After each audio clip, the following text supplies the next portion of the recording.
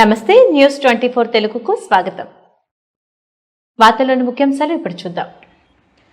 వైఎస్ఆర్సీపీ అధ్యక్షులు వైఎస్ జగన్ పిలుపు మేరకు ప్రకాశం జిల్లా దర్శిలోని పొదిలి రోడ్లో గల డీఈఈ కార్యాలయంలో ముఖ్యమంత్రి చంద్రబాబు పెంచిన విద్యుత్ ఛార్జీలను వెంటనే రద్దు చేయాలంటూ స్థానిక నాయకులు, కార్యకర్తలు ప్రజలతో కలిసి నిరసన ప్రదర్శనలో పాల్గొన్న దర్శి ఎమ్మెల్యే బూచేపల్లి శివప్రసాద్ రెడ్డి. ఈ సందర్భంగా ఆయన మాట్లాడుతూ, కూటమి ప్రభుత్వం ఎన్నికలకు ముందు ఎన్నో హామీలను ఇచ్చి అధికారంలోకి వచ్చిన తర్వాత వాటిని మర్చిపోయి ఇప్పుడు ప్రజలపై విద్యుత్ ఛార్జీలు పెంచడం చాలా బాధాకరమని, వాటిని వెంటనే ఉపసంహరించుకోవాలని కోరుతూ ర్యాలీ నిర్వహించి విద్యుత్ అధికారులకు వినతి పత్రం అందజేశారు. ఈ కార్యక్రమంలో ప్రకాశం జిల్లా పరిషత్ చైర్పర్సన్ బూచేపల్లి వెంకయ్యమ్మ, కార్యకర్తలు, నాయకులు పాల్గొన్నారు. 15,435 కోట్ల భారం ప్రజల మీద వేస్తున్నారంటే చంద్రబాబు నాయుడు గారు మీరు ఆలోచించాల్సిన అవసరం ఉంది. ఈ రాష్ట్రంలో పేద ప్రజలు ఎంత బాగా ఇబ్బందులు పడుతున్నారో, నువ్వు ఇచ్చిన హామీలు ₹1 పేదవాళ్ళకి అందకపోగా, ఇచ్చిన హామీలు నెరవేర్చపోగా, దాంట్లో ముఖ్యంగా ఎలక్షన్ ముందు ఎవరి మీద భారం ఏమని చెప్పిన మాటలు, అంతకుముందు ప్రభుత్వంలో ఏర్పాటు చేసిన భారాలు కూడా మేము తగ్గిస్తామని చెప్పి కళ్ళబొల్లు మాటలు చెప్పి ప్రజల చేత ఓట్లు వేయించుకొని ఇప్పుడు సుమారుగా ట్రూ అప్ ఛార్జీలు 15,435 కోట్లు బరాయిస్తున్నాయంటే ఎట్ట కడతారు ప్రజలు? అసలు ఈ రాష్ట్రంలో ప్రజలు ఉండాల్సిన పరిస్థితి ఉందా? పక్క రాష్ట్రాలు పారిపోవాల్సిన పరిస్థితి అని చెప్పేసి ప్రజలందరూ భయపడుతున్నారు.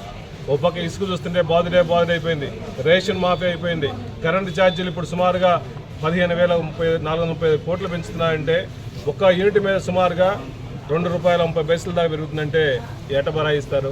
మధ్యతరగతి వాళ్ళు ముఖ్యంగా ఈరోజు మేము పోరాటం చేస్తుంది వైఎస్ఆర్సీపీ తరఫున ప్రజల పక్షాన పోరాడుతున్నాం. ఈ ప్రజల్లో అన్ని పార్టీ వాళ్ళు ఉన్నారు. అయ్యా టీడీపీ నాయకులారా, గుర్తుపెట్టుకోండి, మీకు కూడా భారం పడుతుంది. అధికారులు, గవర్నమెంట్ ఎంప్లాయీలు, పోలీసులందరూ కూడా మీకు కూడా భారం పడుతుంది. మా ఒక్కరికే కాదు, మీరందరూ స్పందించాల్సిన అవసరం ఉంది. అంతకుముందు సపోజ్ ఒక యూనిట్ మీద ₹7 నుంచి ₹8 కడుతుంటే ఇప్పుడు ₹11 ఖర్చు అవుతుంది. 11 అంటే సుమారుగా నెలకి ఒక 400 యూనిట్లు మధ్య కుటుంబాలు ఉంటే సుమారుగా ₹1,200 నుంచి ₹1,500 ఒక నెలకి మీ మీద భారం పడుతుంది. రెక్కాడితే దొక్కాడిన పరిస్థితిలో ఉన్న ఈ ప్రభుత్వం ఉన్నప్పుడు ఇంకా ఈ భారం ₹1,200, ₹15 ఒక ఇంటికి ఎట్ట కడతారు?